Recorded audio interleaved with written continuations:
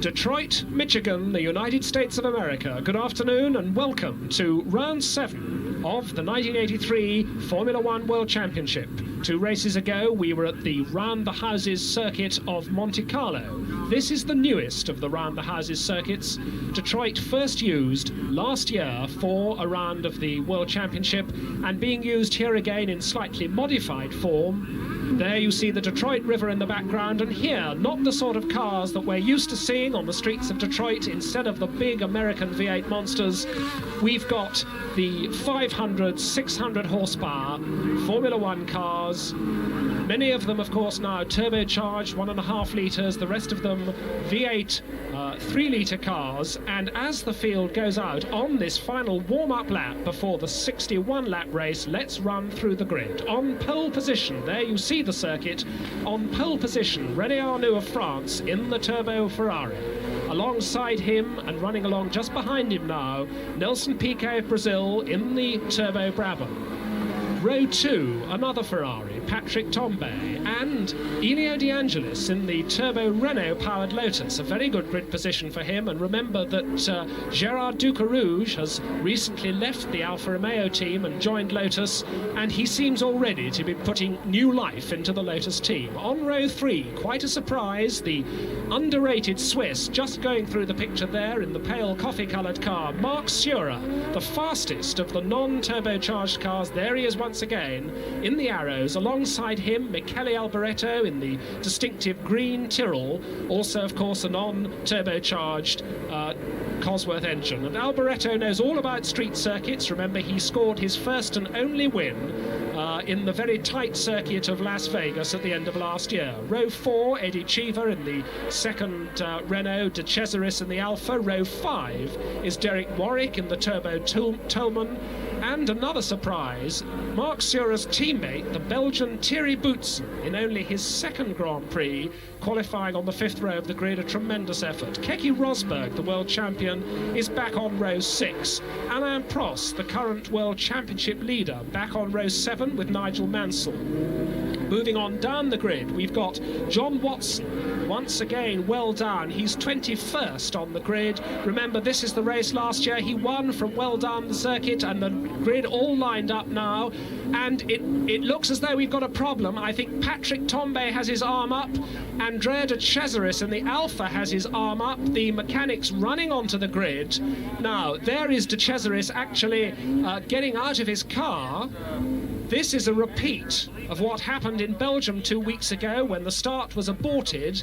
What happens is that if somebody on the grid has a stalled engine, Derek Ongaro, the starter, will not even give the red light preparatory to the green, and this is what's happened now. So with the field now forming up on the grid, we've got the start delayed, and once we know what is the problem with Tambay and De Cesaris, assuming they can restart, then the race will get underway. The crowds looking for vantage points as the field get away once more on their second warm-up lap. Now, this will almost certainly mean, and we'll have confirmation of this as soon as we can get it, but this will almost certainly mean that the race will be reduced from 61 laps to 60, because everybody's fuel consumption calculations, so important in these days of refueling pit stops, will not have taken into account the fact that they've done an extra warm-up lap. So 60 laps, we think now. Watch for the red light, and then the green. There is the red. There is the green. Oh, a tremendous start from the Lotus of De Angelis, very, very quickly away. But it's Nelson Piquet, Arnoux, De Angelis, and Alboreto get away first. Into the lead goes the... Oh, and that's Patrick Tambay. Tambay is left on the grid. The second row Ferrari is left on the grid. It's the Brabham out in front of Nelson Piquet. Piquet pursued by Arnoux, De Angelis, then it's Alboreto, then it's De Cesaris, who has got away cleanly, but look at that lead already on this first of 60 laps from the Brazilian Nelson Piquet, pulling away at once in the turbo BMW-powered Brabham. René Arnoux is behind him in second place. Turbo, turbo, turbo, because it's the Lotus Renault in third place, and Tombé's car being pulled away from the grid. It looked to me as though he simply stalled on the line. He had a problem before the restart on the first time round, so obviously some sort of mechanical difficulty for Tombé. He's out of the race. Very sad for the man who is in third place currently in the World Championship, and look on the first lap at the lead that Nelson Piquet is pulling out already. Can this be a repeat of Brazil, which he won so splendidly? There he is in inset. Nelson Piquet, former world champion, carrying number 5, the dagger-nosed Brabham. There in third place, De Angelis, the Italian, in the Lotus with the French turbo engine. Out of the tunnel, the two leaders, with Arnoux closing a little bit now. René Arnoux in the red Ferrari just closing a little bit on the leading Brabham as they come into the new chicane on the waterfront, which will lead them over the start-finish straight to finish to complete the first of 60 laps. Arnoux second. There's De Angelis in third place. Quite a gap before we get now in fourth place to Cesaris. Fifth is the Tyrrell of Alboreto, and that was Derek Warwick in sixth place in the Turbo Tolman. On lap 2 now. And Arnoux is closing. Look at him close up under braking. You see this very tight circuit with the debris walls, with the unyielding, unforgiving Armco barriers lining the entire circuit. It's tight, it's bumpy, it's very hard work, and René Arnoux is closing. Arnoux, who hasn't had the success that everybody was expecting in the Ferrari team. It's been Patrick Tombé's season for Ferrari. Tombé with that wonderful win at San Marino. But Arnoux anxious now to put things straight, and we know that he is the only Ferrari in the race now, as poor Patrick Tombé was left on the line, and Arnoux is closing. And that car at the back of that trio, the Lotus of De Angelis, is not getting left behind. Through the endless twists and turns, there you see the towers of the Renaissance Centre, this wonderful layout, and that was a glimpse of Patrese, a midfield battle going on there, but the Brabham there is the leader. Down the hill, through the tight twists, Nelson Piquet the leader. René Arnoux in second place, out of the tunnel, up the hill, on the brakes, down the gearbox, through this tight right, then left-hander past the crane, back onto the waterfront and down towards the chicane. Nelson Piquet the leader. René Arnoux in pursuit.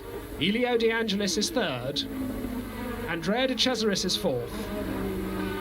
Fifth is Michele Alboreto in the Tyrrell, and sixth is still Derek Warwick in the Turbo Tolman.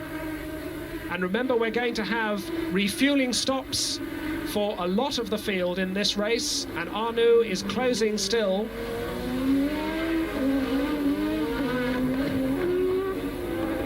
Arnoux closing in his Goodyear shod Ferrari on the Michelin shod Brabham, and tyres, as always, play such a role in these races.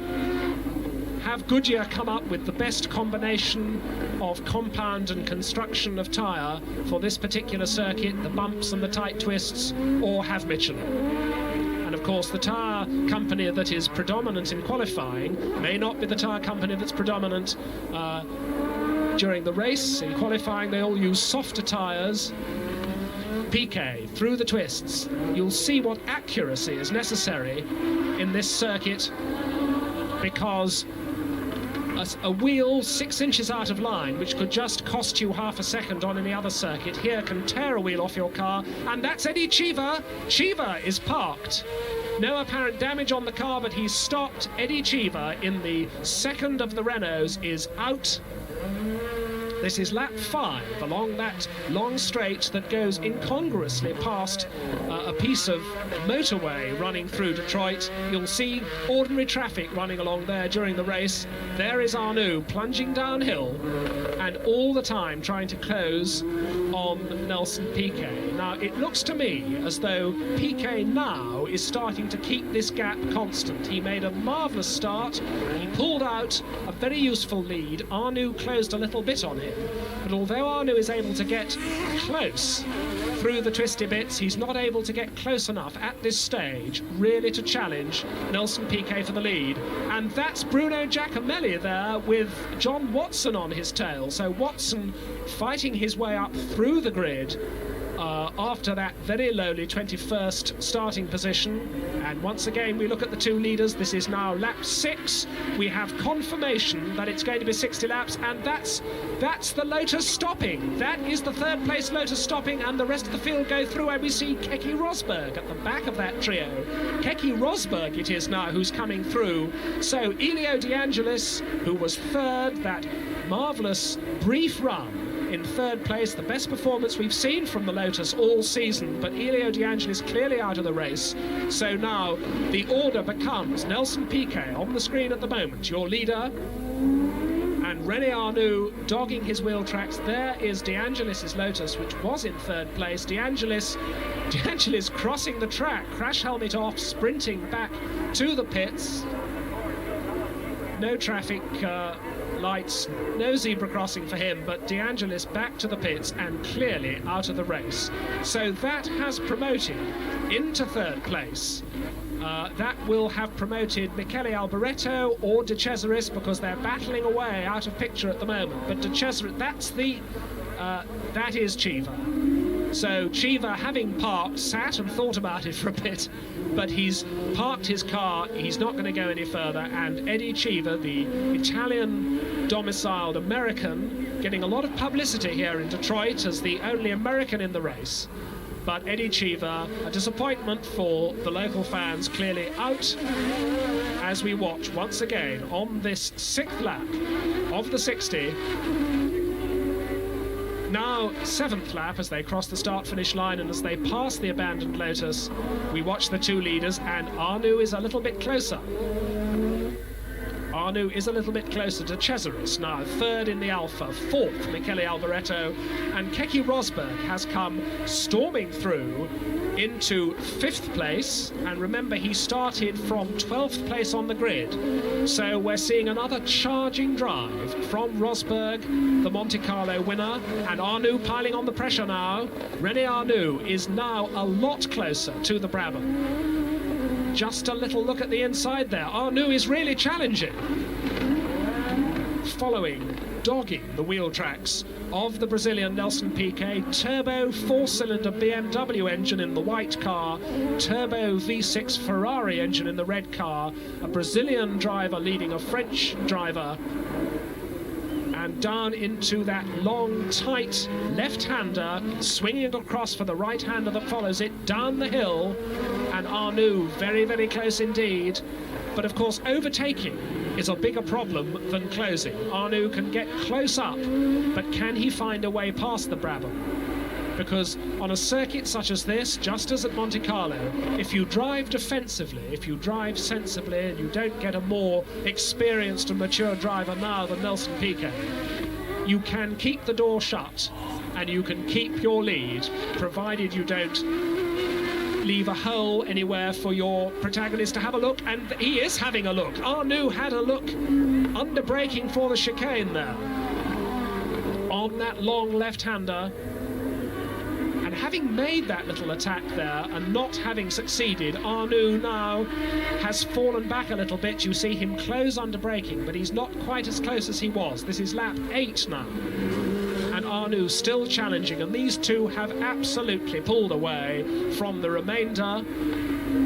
Still De Cesaris is third, leading the pursuit, but De Cesaris a long way behind. This wonderful battle for the lead. And Arnoux once again closes. Trying to take a tighter line is the Ferrari, because if he can use less road while he's behind, that may allow him to take a run at the Brabham. See Piquet glancing in his mirrors there, on the brakes under the bridge, into the left-hander. And that's Jarrier's Ligier in the pits, number 25, that's Jarrier's Ligier having a rather tardy-looking pit stop there. And Arnoux falling back a little bit on the straights, closing up under braking as always. And Piquet is clearly driving defensively now. Piquet is trying not to slide wide. Piquet, in fact, will be driving more slowly now as he tries to keep the road blocked ahead of the little Frenchman, René Arnoux, carrying all the hopes now of the Ferrari team on his shoulders. Ferrari, who are currently second in the Constructors' Championship to Renault.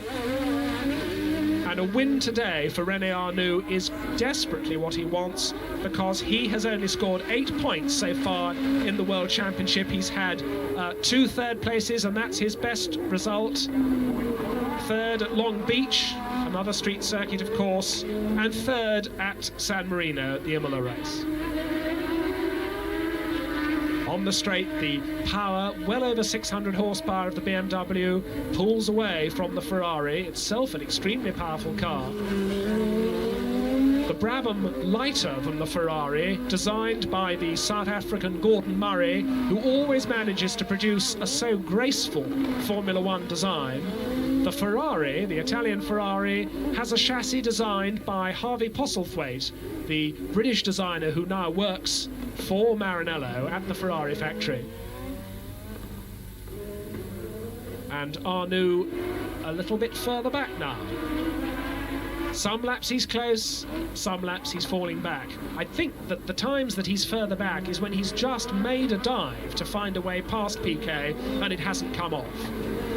And of course, before very long, we're going to get a further complication when they approach their pit stops, because although we haven't got confirmation of this, we're pretty sure that both the Brabham and the Ferrari will make pit stops. They will have started on half-full tanks and on softer tyres than would be hard enough to keep going for the entire race. So partway through the pits, we're probably going to see both of them coming into the pits. This is now lap 10 of the 60, and Arnoux has a go. Arnoux goes up the inside.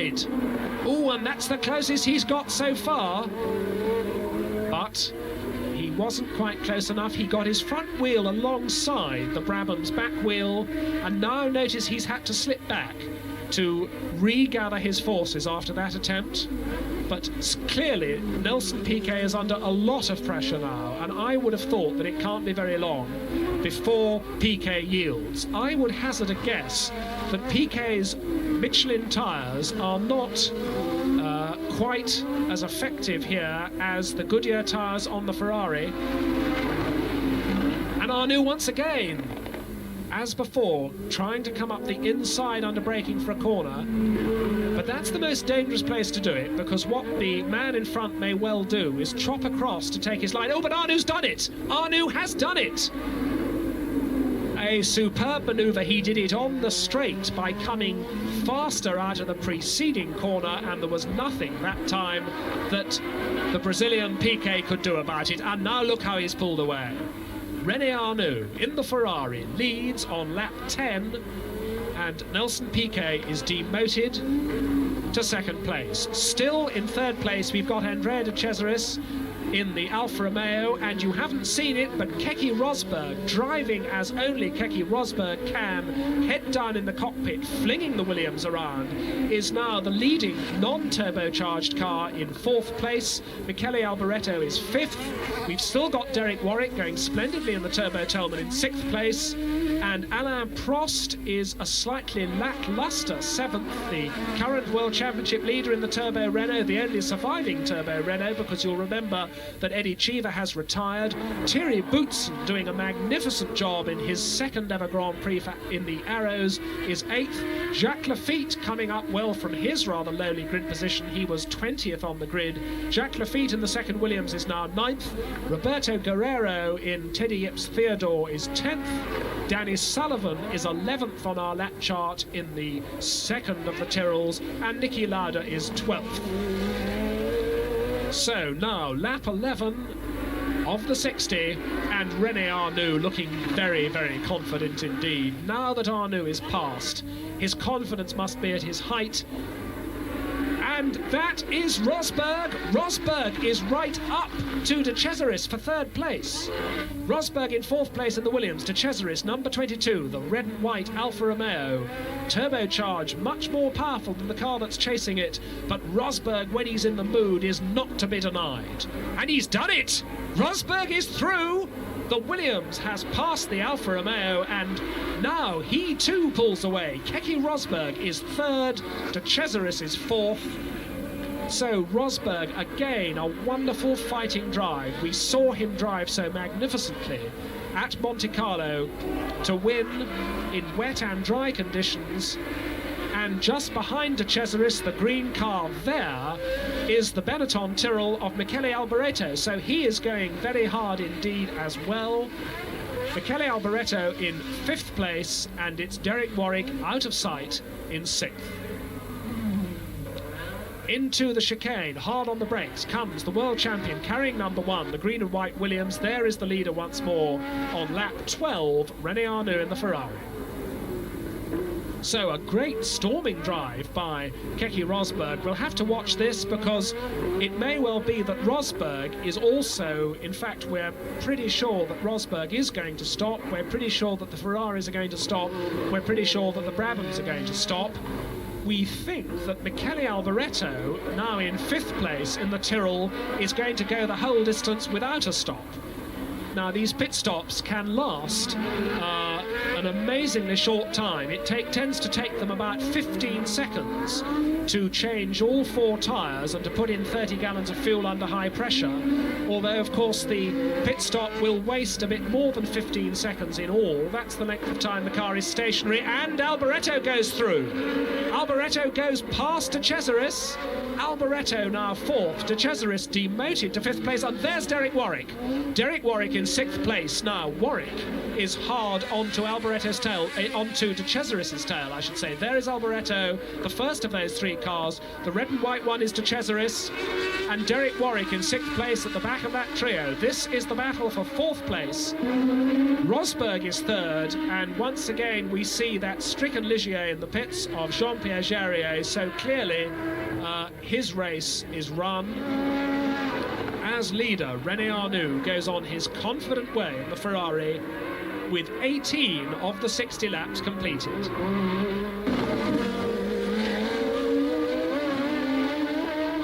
That's Rosberg. Rosberg up to the Brabham now. I told you that Rosberg was going incredibly well, but this is amazing.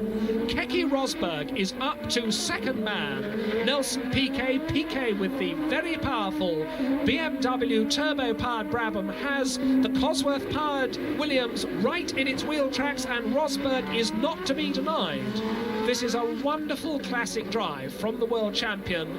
Even on this twisty circuit, the fact that his car has not got a turbocharged engine is a definite power handicap, but Rosberg is driving as hard as he knows how, and he's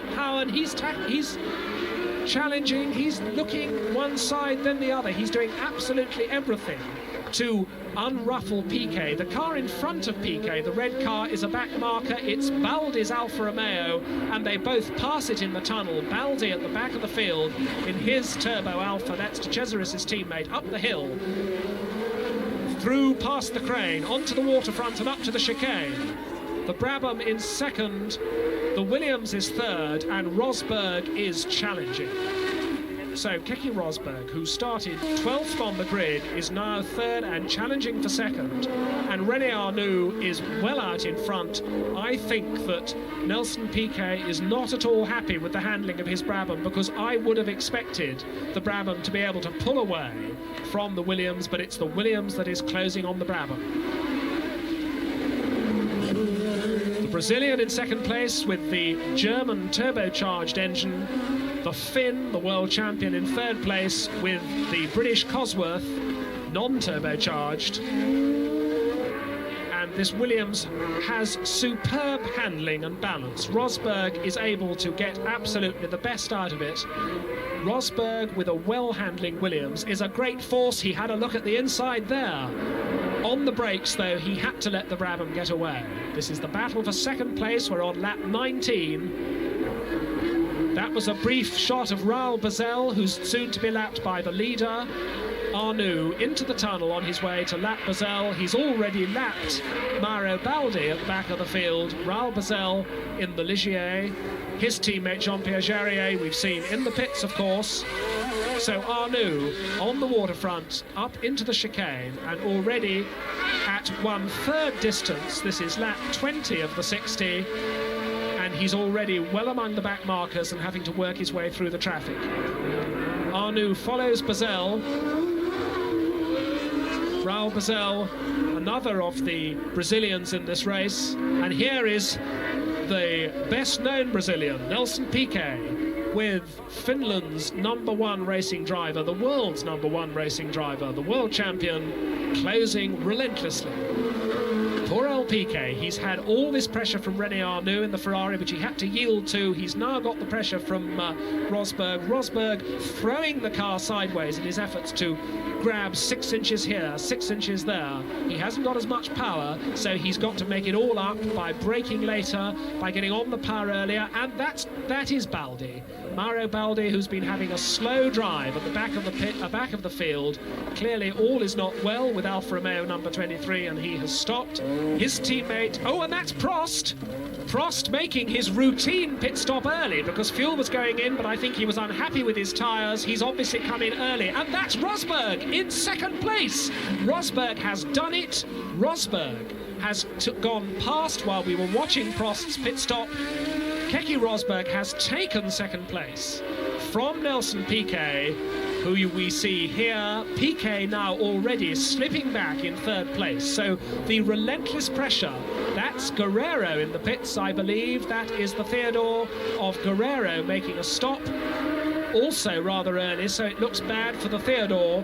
But now the leader, we see the red Ferrari of René Arnoux in front, 28 laps completed of the 60, so his pit stop can't be far away. Keke Rosberg now in a splendid charging second place, and in third place now Nelson Piquet. Arnoux coming up to lap one of the Turbo Tellmans. That is actually Bruno Giacomelli, puffing away smoke there in the Turbo Tellman. Doesn't look very healthy. Arnoux coming up to lap Giacomelli. And very soon now we must be seeing the pit stop for this Ferrari. He's going to need fresh tyres. He's going to need more fuel because we're on lap 29 now of the 60. So, third place for Nelson Piquet. We've now got Michele Alboreto in fourth place in the Tyrrell. De Cesaris is fifth, and Jacques Lafitte has come through in the other Williams up into sixth place. Arnoux has passed the smoke-puffing Tellman of Bruno Giacomelli, but now Arnoux has got a lot of work in front of him because he has got to elbow his way past these back markers. It's always hardest for the leader because the leader has to come through first, and he seems now to be up to Niki Lauda. That is Niki Lauda being lapped there by the leader. So Lauda well down the field. Lauda pulls politely to one side. Arnoux goes through. So René Arnoux lapping Niki Lauda. Obviously not a particularly happy race for number 8 McLaren, but number 7 McLaren, John Watson, is going a lot better. He hasn't quite emulated his drive from last year, but he is up already into 7th place. John Watson is up to 7th, and we don't believe that Watson is going to make a pit stop either. So in the pit stop stakes, or I should say in the non-pit stop stakes, it's Michele Alboreto who is 4th, who certainly won't stop. It's John Watson who is 7th, who won't stop. Arnoux, we're sure, will stop. So will Rosberg. So we believe will Piquet. So soon it's going to be the mechanics who have all the focus of attention on them, and Arnoux it is who comes in. René Arnoux into the pits now. This is his stop, and we start the stopwatch now. We'll see on our watches how long the car is stationary. Fuel going in, all 4 tyres going in, the car up on its jacks, the tyres are changed, the fuel is done, the jacks are away, and he's off. And on my stopwatch that was 14.8 seconds that the car was stationary, and that is Rosberg coming in as well. You just saw a glimpse of the white nose of the green Williams coming into the pits as well. There it is. So the Williams also, we can't time this one, we didn't see it stop, but 14.8 seconds for the Ferrari. The Williams stop seems to have gone well also because they're finishing, they're finished, they're away, and a tremendous two thick black lines of rubber as Rosberg feels the horsepower go down through his new back tyres. That wasn't just drama, that was warming up the back tyres as well, because if you're back onto the circuit at racing speeds on fresh tyres, as Arnoux is now, they'll be cold, you've got to warm them up. And that is Piquet. Now, this is interesting. Nelson Piquet, who hasn't stopped, is in second place ahead of the Williams, but René Arnoux has come into the pits, has come out again. He's got fresh tyres and a new half tank full of fuel, and he hasn't even lost his lead. So the order now, with Arnoux and Rosberg having stopped, is Arnoux, number 28, the Ferrari we see now, still in the lead, but Nelson Piquet back up into second place with the Brabham, but we believe that Piquet has to stop. And Alboreto still looking good. Alboreto must now be up into third or at least fourth place, with no pit stop, we think, ahead of him. Ken Tyrrell makes no secret of the fact that he isn't particularly keen on pit stops. These refueling stops will be banned next year. They've decided that they're not a good thing, they're potentially dangerous, but because some of the cars have marginal fuel tankage, particularly the Brabham, incidentally, the decision is that pit stops will be allowed for the duration of this year, but not from next year onwards. Arnoux has just relapped Niki Lauda's McLaren, who went back in front of him again during his pit stop, but Arnoux clearly on his fresh tyres, as confident as ever he was before, and looking very, very strong indeed. His pit stop is over without drama. That particular hurdle, when things can go wrong, a wheel nut can jam, a mechanic can fumble, and all a driver's hard work can be gone in 10 seconds of delay at the pits. But Arnoux is back in the lead, and although he's got Nelson Piquet in second place behind him, we believe that Piquet is still going to stop, and Arnoux must be feeling very, very confident indeed. Ferraris have been particularly reliable this year. Always very, very well maintained, very well prepared cars indeed, and reliability is a Ferrari watchword. Having said that, it hasn't been good for Patrick Tambay. Tambay, who scored points in all but one of the Grand Prix so far this year, left on the line, so Patrick Tambay out of the race almost before it had begun. But René Arnoux, his teammate, comfortably out in front. Nelson Piquet behind him in second place. And there you see Piquet not very far behind as they come up into the chicane. This is now lap 32, and if Piquet is going to stop, then it must be soon, because we're now well past half distance. So this is interesting. Have the Brabham team pulled the wool over our eyes? That's Danny Sullivan's car, number 4. Michele Alboreto's teammate, the other American in the race, Danny Sullivan, the kid from Kentucky, parking his car against the Armco barrier. So, Eddie Cheever, the Italian-American, out. Danny Sullivan, the Kentucky-American, out. And René Arnoux out on his own in the lead, pursued by the Brabham of Nelson Piquet. And as these laps reel off, I am beginning to wonder whether the Brabham team... Oh, and Arnoux's in trouble! Arnoux's going to lose the lead! Arnoux is slowing, Piquet goes by into the lead, and René Arnoux is in trouble. We were talking about the reliability of the Ferrari, but a green flash shows Michele Alboreto going by. Also, Alboreto has gone through into second place. Rosberg is going to be the next to come through, and Arnoux's car is failing. He puffs, that's De Cesaris, also in trouble. De Cesaris apparently in the safety tyres. So suddenly the race changing. De Cesaris wants a push from the marshals. Possibly, I think, because he's parked in a rather dangerous position and he doesn't want his car run into by somebody else. But I would have thought that his race is run. Certainly now he's going to get help from the marshals. That's René Arnoux out of the car, crash helmet off. Arnoux strolls away. Obviously a very, very disappointed man indeed. And there we see the leading Brabham, and this is now lap 36. And I think that the canny Brabham team, Bernie Eccleston, the team boss, Gordon Murray, the technical chief, Nelson Piquet at the wheel of the car, I think they've had us all on. They had all their refueling gear ready in the pits, but I don't think that Nelson's going to stop. Nelson Piquet on now, lap 36, through the tunnel, in the lead, being pursued by Michele Alboreto, who certainly isn't going to stop. But that is quite a turn-up for the books, because that means that Nelson Piquet is firmly back in the lead, and this could well be where he's going to stay because he's not going to stop. That's the Tyrrell in second place going through, so the gap between Nelson Piquet in the leading Brabham and Michele Alboreto, the Italian in the green Tyrrell, is not very great at all.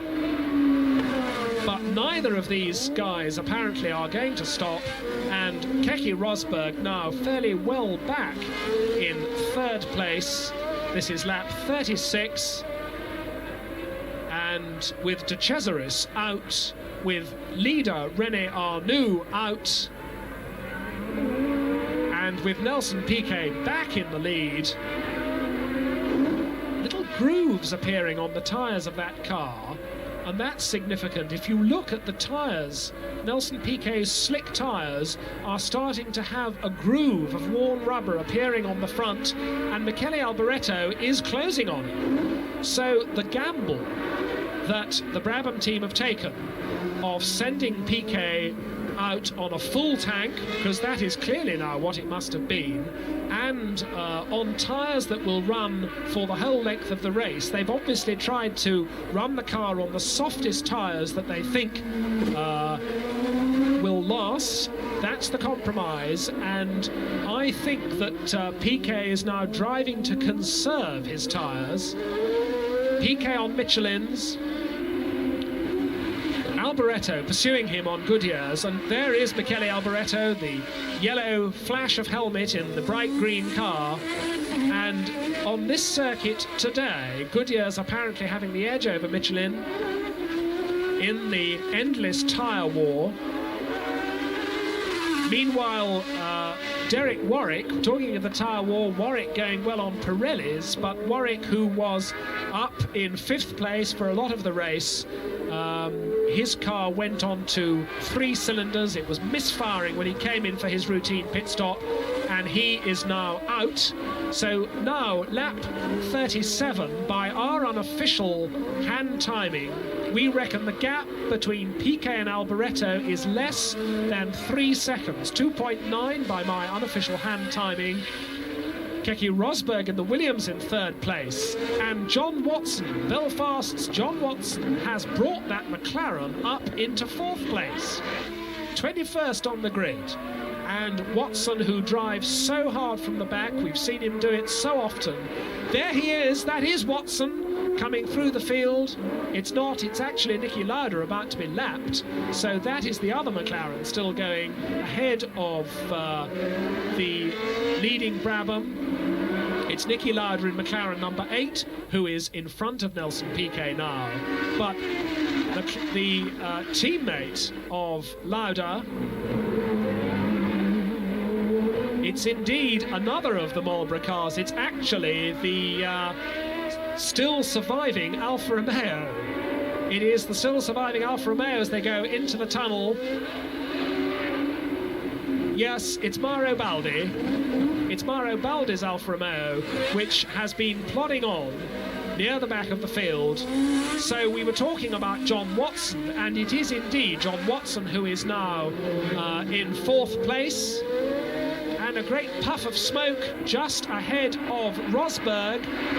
That is Bruno Giacomelli, about to be lapped again in the Tolman. That is Rosberg, and Rosberg has got Watson closing on him. Watch for Watson as we watch once again the leader, Nelson Piquet, That's Baldi's Alfa Romeo about to be lapped by the second man, Michele Alboreto. And if we get a glimpse of Rosberg, you'll see how close Watson is. That is Johnny Cecotto there in the other Theodore. There, as Cecotto stops, we see the battle for third place, because the middle car of that trio, the red and white car, is John Watson, and Watson is closing on Rosberg. Rosberg, who went so magnificently up into as high as second place before his pit stop, is himself now under very strong challenge from John Watson, who has done the whole race without a stop, and Watson is closing for third place on Keke Rosberg. John Watson, number 7, who won this race last year, having started back in, I think it was 18th place on the grid, starting today from 21st place on the grid, and he is closing on Rosberg.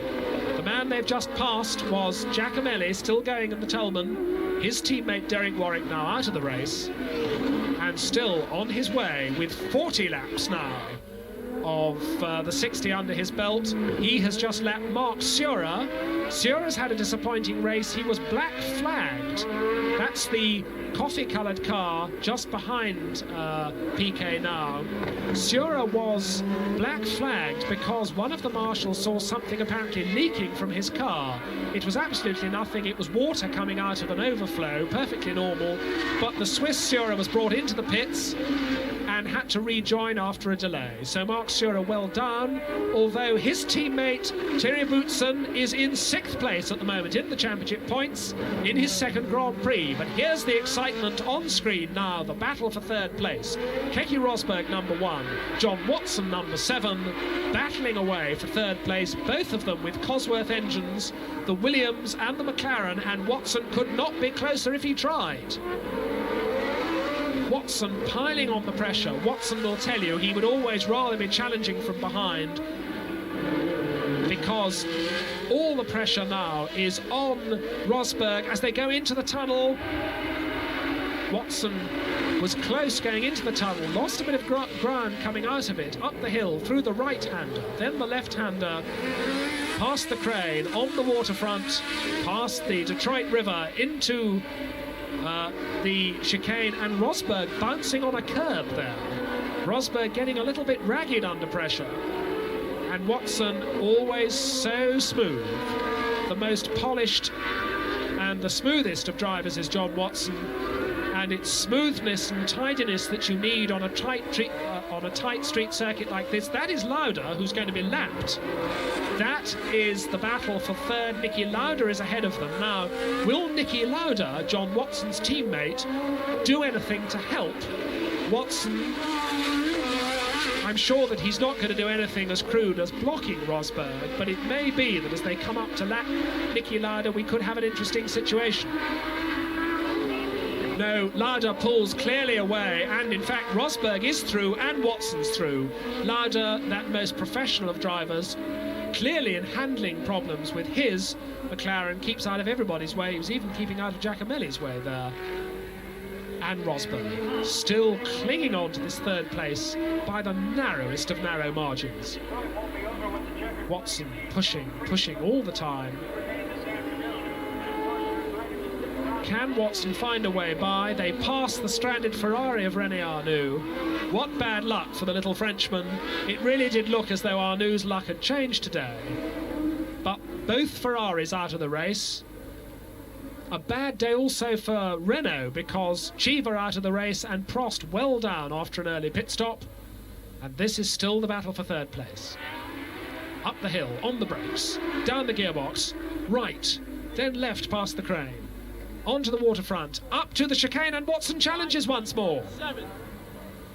Watson very close there, into the chicane, but still Rosberg isn't having any of it. Past De Angelis' stranded Lotus, into the left-hander after the start-finish straight, up along Atwater Street, then there's the double right-hander to follow. There's the first apex. Watson closes up under braking. Under the bridge, now up to the second apex.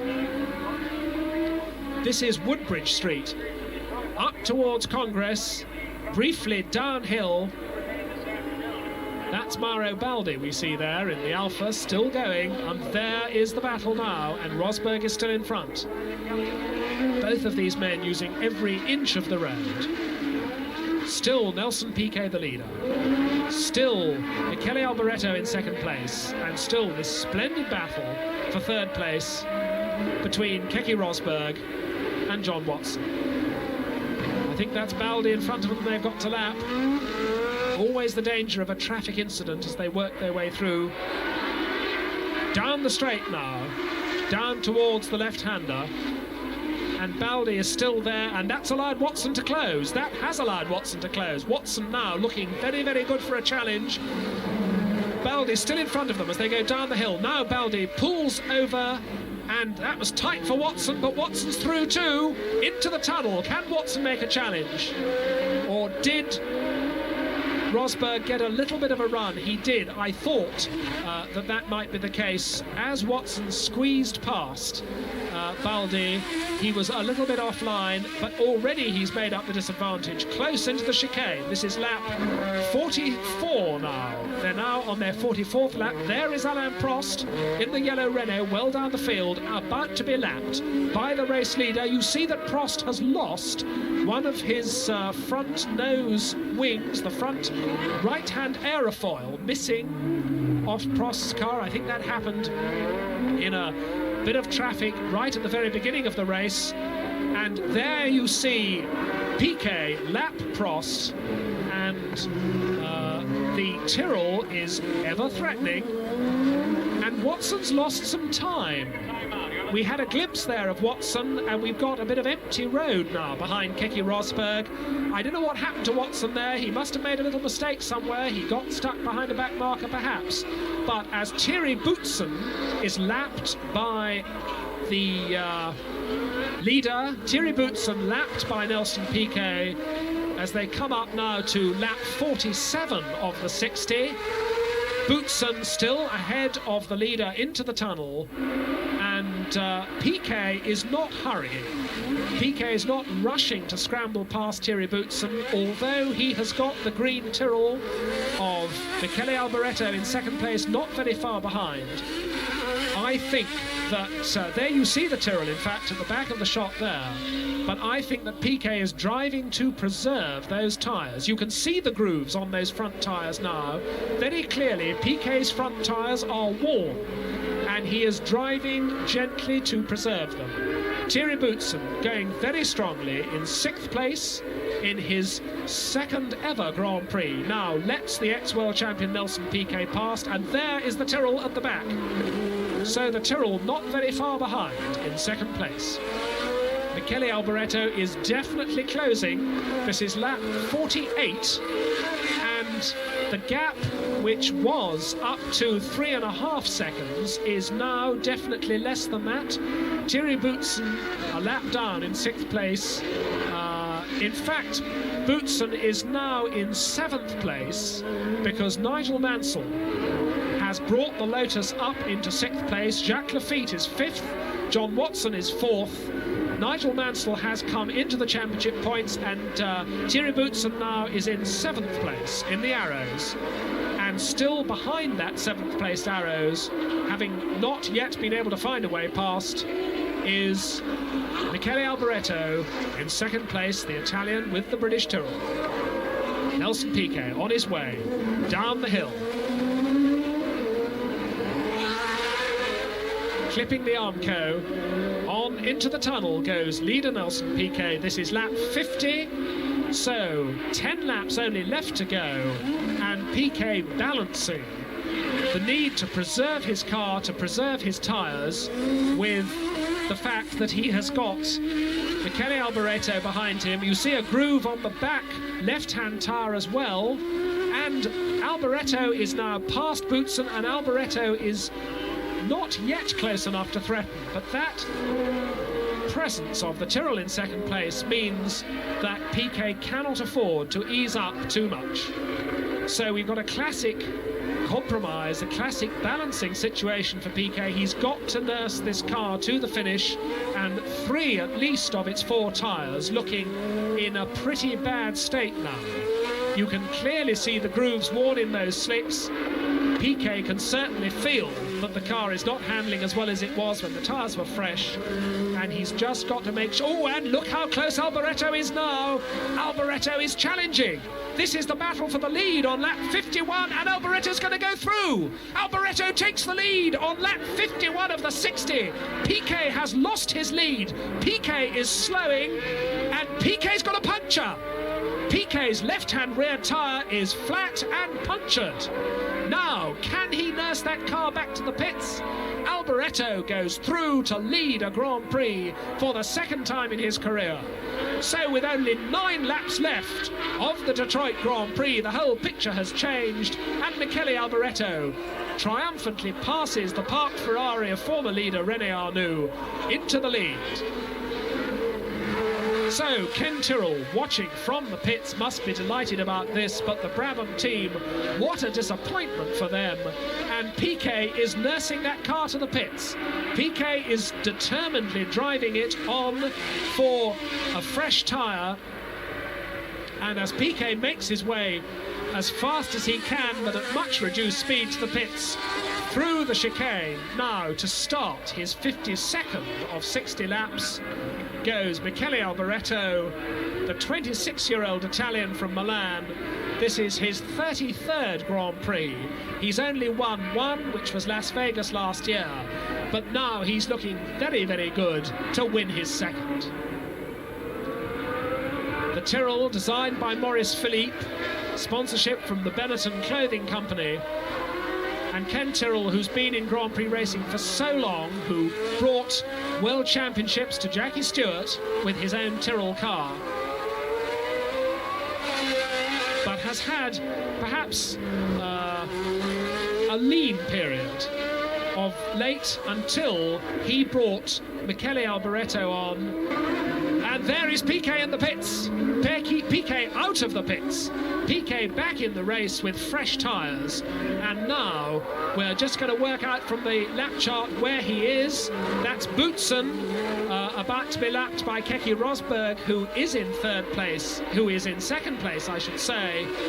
And there is Watson in 3rd. So the order now on lap 57 of the 60. That man there is in 2nd place, number 1, Keke Rosberg.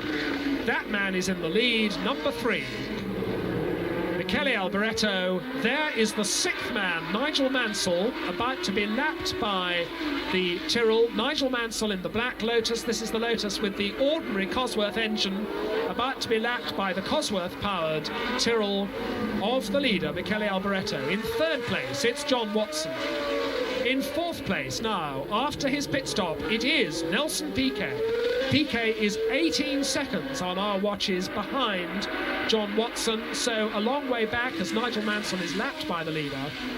But Piquet is back in the race, and he is at least going to score some points for his efforts. Piquet, who had the race surely in his pocket, who was driving to preserve his tyres. This is now lap 58 of the 60, and we have had word from the pits, from the Brabham pit, that there was a 4-inch nail in Nelson Piquet's left-hand rear tyre. You can't argue with that. And it's that 4-inch nail which has cost Nelson Piquet the race and has presented Michele Alboreto, after a splendid drive, with the lead in this race.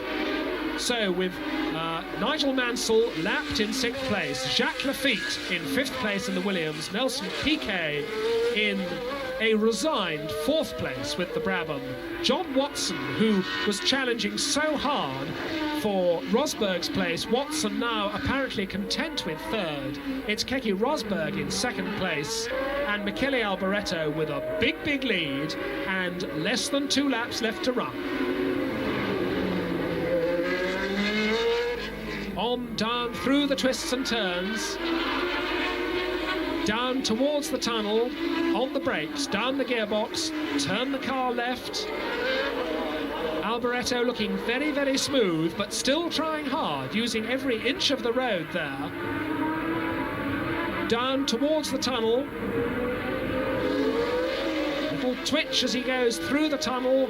Nigel Mansell following him, now a lap behind in 6th place. And a word for Mansell, because if he brings that Lotus home 6th, not only is it a splendid first race at Lotus for their new team member Gerard Ducarouge, the ex-Ligier, ex-Alfa Romeo man who's just joined Lotus, but it will also be the first World Championship point that Lotus have scored this season, the first indeed since Colin Chapman's sad death over the winter. Colin Chapman, who was so much the driving force of Lotus for so long, who took Lotus through World Championships, the great victories of Jim Clark, the great victories of Jochen Rindt and of Graham Hill, and Elio De Angelis scoring Lotus's last Formula One victory in Austria last year. But Nigel Mansell apparently getting them back into the points, and that is good news indeed for all those fans of Lotus, but good news for all Ken Tyrrell's fans.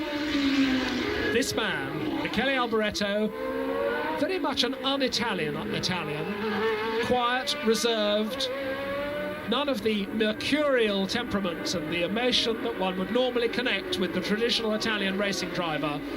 A tidy, persistent, but very, very hard driver.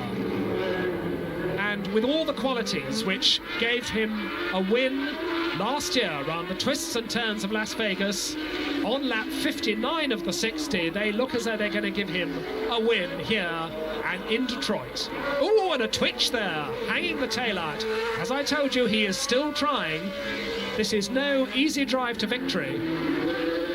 The dark curly-haired Italian from Milan driving hard still through the tunnel, bursting back into the daylight for the 59th time up into the right-hander, then the left-hander past the crane, and coming up now to start his final lap. Into the chicane goes Michele Alboreto, clipping that little apex a bit. And this is the 60th and final lap of the 1983 Detroit Grand Prix. The long left-hander towards Atwater Street, along Atwater Street, up to the first of the two hard right-handers as we watch John Watson in 3rd place now, and that's Keke Rosberg in front of him in 2nd. Watson still hasn't given up the challenge, but I don't think he's close enough to do it. Alboreto on his final lap. This is the lap when every driver listens to the engine note, watches the dials and thinks, surely nothing can go wrong on this final lap. We've had cars run out of petrol on last laps. We've had drivers make mistakes on final laps. We've had engines fail and tyres puncture on final laps. But Alboreto nursing his car on its way now. On the brakes, on the throttle, on the brakes. So many brakes, so many braking points, so many gear changes. Foot pumping the clutch. A long and wearying race. But Alboreto always very tidy, very neat. Down for the last time towards the tunnel goes Michele Alboreto, 26 years old. He crashed in this race last year. He scored 1 victory at Las Vegas last year. He scored no points at all in 1983, but he's going to break his duck with a win with 9 lovely championship points. The man with the flag is ready through the chicane and towards the finish line. Michele Alboreto takes the flag. Ken Tyrrell has won another Grand Prix. Michele Alboreto has won his 2nd Grand Prix. Nigel Mansell takes the flag for 6th place. That's Roberto Guerrero in the Theodore taking the flag. And there is the 2nd and 3rd place finish for Keke Rosberg 2nd, John Watson 3rd. A fine drive from both of them. Rosberg, who at one stage looked like a winner, there's Guerrero following the winner, little nonchalant wave to the greeting of the marshals, the flag marshals from Alboreto. But a charging drive from Rosberg, an even harder charging drive from the brilliant John Watson, who once again has come up from an almost impossible grid position to score 4 points for a fine third place. Nelson Piquet takes fourth place and 3 points, his reward for such a hard race, which was delayed by that 4-inch nail on the road which found its way into his rear tyre. Jacques Lafitte, Rosberg's teammate, finishes 5th to make it a full finish for the Williams team. Nigel Mansell is 6th, and that means that the World Championship points, Prost, who didn't score, remains the leader. Piquet is in 2nd place, only 1 point behind. Tombe, who didn't score, still 3rd with 23. Rosberg still 4th, but now with 22. And we go from Detroit now, looking over the border to Canada, Montreal, and next week's Canadian Grand Prix, round 8 of this crowded World Championship. We'll be there. Join us then.